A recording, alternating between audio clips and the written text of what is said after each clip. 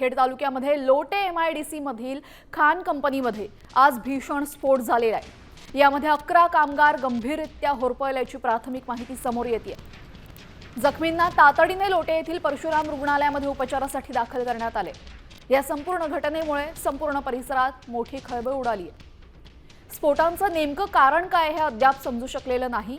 दरम्यान घटनेची माहिती मिळताच अग्निशामक दलाचे जवान घटनास्थळी पोहोचलेत।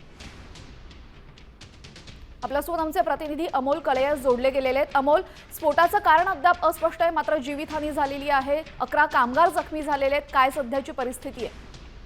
नक्कीच लोट्याच्या केमिकल जो परिसर आहे MIDC आहे, या MIDC मध्ये खान जी कंपनी आहे, या कंपनीमध्ये मोठा स्फोट झाला आणि या स्फोटामध्ये जवळपास 11 कामगार हे जखमी झाले। स्फोटाची तीव्रता एवढी होती की 11 कामगार हे जखमी झाले आहेत। यामध्ये 5 कामगार हे अत्यंत गंभीररित्या जखमी झालेले आहेत।